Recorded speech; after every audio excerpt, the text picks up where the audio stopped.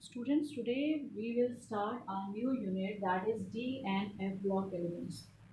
Now, the D and F block elements are part of the periodic table. The periodic table where we study the classification of the elements, and the elements are being classified into four blocks: S, P, D, and F block elements.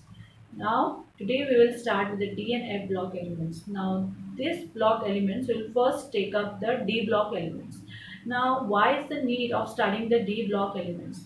So, the D block elements, these elements includes the precious elements like silver, gold, platinum, as well as the industrially important metals like iron, cobalt, nickel, copper, zinc, right? These elements are being placed up in the D block elements, and even the catalyst also, they are also placed in the D block elements. So therefore we have to go through these block elements, right?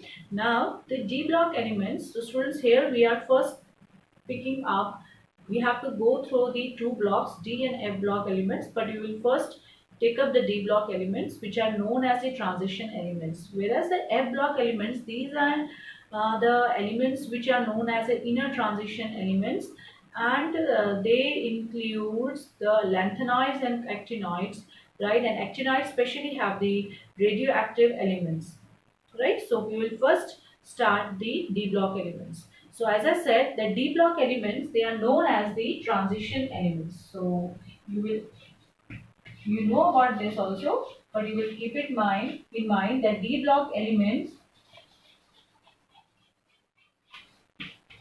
are called transition elements,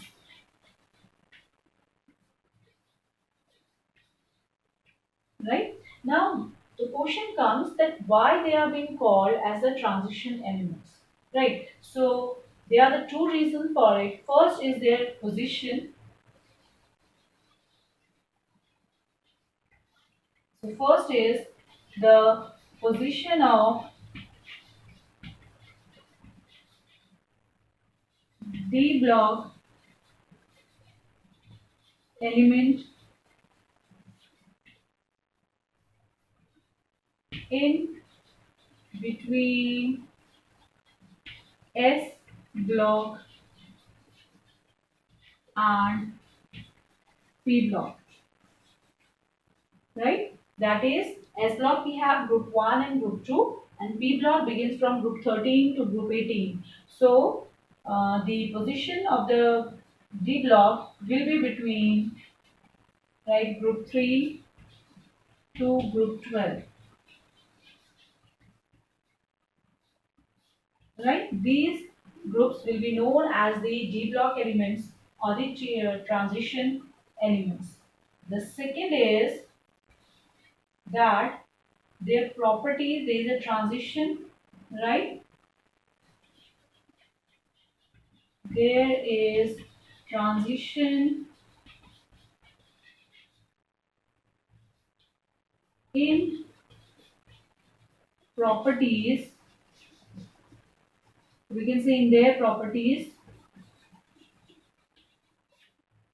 from most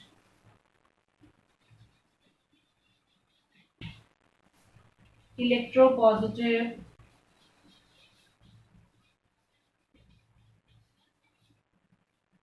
S block elements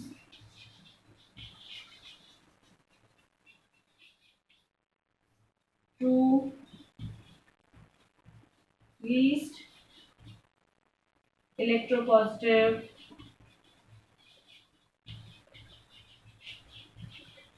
P block elements,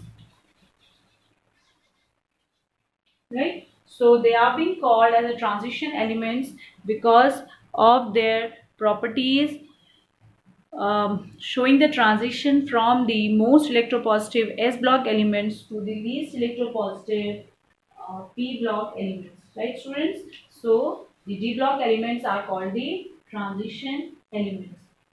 Now, why they have been Why the d block elements are they called d block elements? Why? Because here in these elements, the electrons, or we can say the last electron enters in the d subshell, or we can say that there is a gradual filling of the d subshell in them, right? So the next is that we are going to discuss that why, what are the transition elements, right? This is, or what are the d block elements. The first thing we have discussed here, that why the d block elements are called the transition elements. So next, students, we will discuss that what are the transition elements. Now the transition elements includes the elements in which there is a gradual filling of the d subshell, right? Or they have got the partly or the incompletely filled d orbitals, right, in the ground state or in any of the of its oxidation states. So the d block elements or the transition elements, these are the elements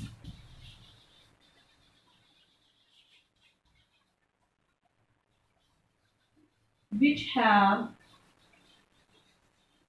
incompletely filled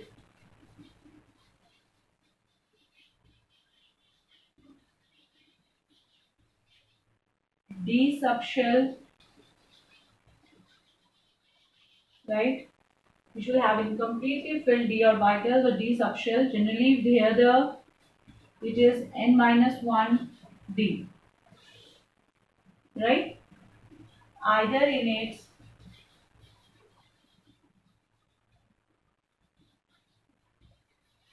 ground state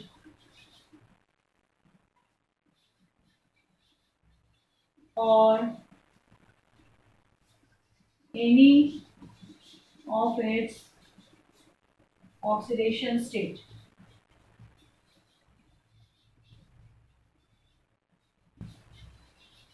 right? So the d block elements are the elements which have got incompletely filled d subshell, that is the d orbitals will be incompletely filled either in the ground state or any of its oxidation state, right? So here if we take the example of copper, so copper, though it has got, okay, so if I take the example of the copper here, so copper has got, if you write down the configuration, it will have 3d10 4s1, right? Though in its ground state, it has got the 10 electrons, but in its excited state or in any of its, if it is, we are taking it in its plus 2 oxidation state, at that time, it will have the incompletely filled d orbitals. But there are certain elements like zinc, cadmium, and mercury. Right? These elements, they have got completely filled d subshell either in their ground state or in the excited state. But then also they are considered to be the transition elements, or they are studied along with the transition elements. So these elements are zinc, cadmium, and mercury. So why is it so? Because they are, we can say, of the series, right? They are the last members and they have been included, and their properties, they are not exactly, we can say, similar to those of the transition element. They are almost similar. Some of the properties of these elements, zinc, cadmium, mercury, they are similar to that of the transition elements, right? So we are just going to carry ahead this topic, that is the d block elements. And the d block elements, they begin from the fourth period, right? So from the fourth period, we have the transition elements, and they are grouped in group from group 3 to. Now students, we will discuss the general characteristics of transition elements. So the transition elements, like the typical metals, they show the metallic properties, like they are malleable, having ductility, high tensile strength, right? So having, they are lustrous, right? That they show the typical metallic properties. So the first characteristics of the transition elements is that they show the typical metallic properties. Then second is that they have got the high melting point and the boiling point. So I'm just getting it noted down for your convenience. The first is they show typical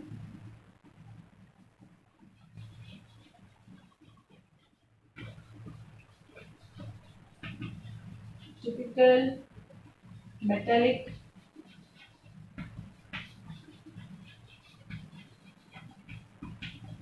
properties. Second, have high melting point and boiling point. Third, except mercury, right students, except mercury, all are in solid state.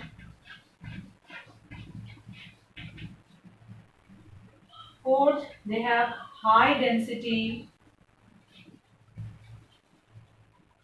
So density is, we can say, is maximum of that of the transition elements. Fifth is the first ionization enthalpy. The first ionization enthalpy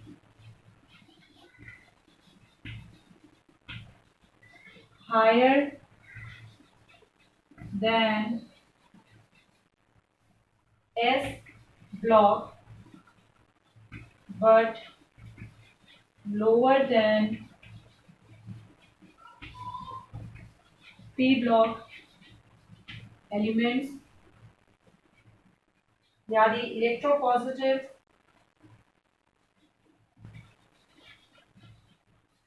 highly electropositive elements, right? Their tendency to show the positive ion or form, showing the positive oxidation state is maximum, right? So the transition elements, they are having the metallic properties, their melting point and boiling point is high.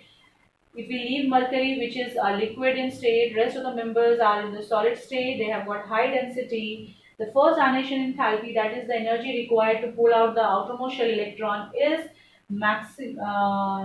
called the ionization enthalpy, right? So that is going to be the higher than the S block elements, right? But it will be lower than the P block element. They are electropositive in nature, right? These are the properties. Other than that, also we have the important which get it distinguished from the S and the P block. That is, they have tendency to form the complexes, tendency to form complexes, or we can say the complex compound, which we have just completed the unit coordination compound, and there we have seen that the central metal ion in most of the cases comes to be a transition element, right? Now they form the colored compounds also, and they form the colored compounds, and they have got the variable oxidation state, right? So the next properties of the S, sorry, of the D block is, okay, now let me tell you here that the density will be high than the S block and the P block elements, right? So they have got tendency to form the complex compounds. Then next is that they form colored compounds, forms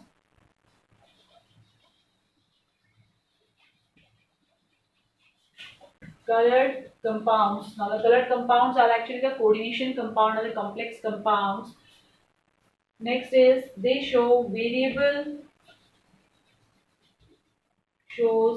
variable oxidation state, right? And their oxidation state generally is relating with their d electronic d subshell electronic configuration. So they can lose one electron or get their electron 1, 2, 3, 4, 5. They can even plus 5, plus 7 also they can show the oxidation state. Now next is that they show the magnetic properties, right? The transition elements, these elements shows the magnetic properties, and their compounds are generally paramagnetic in nature. So their compounds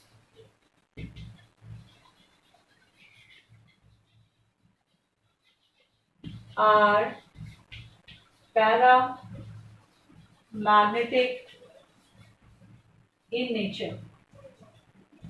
So paramagnetic in nature, that means they will be attracted toward the external magnetic field, and that is because of the presence of the unpaired electrons, right? So next is that they have tendency, okay, they show the catalytic tendency, that is they show the catalytic properties, shows the catalytic properties, right? Many of the elements of the transition block of this D block are used as a catalyst, like iron, platinum, right, nickel. They are acting as a catalyst, right, students. So other than this, they also form the alloys with other metals, right? Formation of alloys, brass, bronze. These are the alloys of these D block elements only, and they form the interstitial compounds,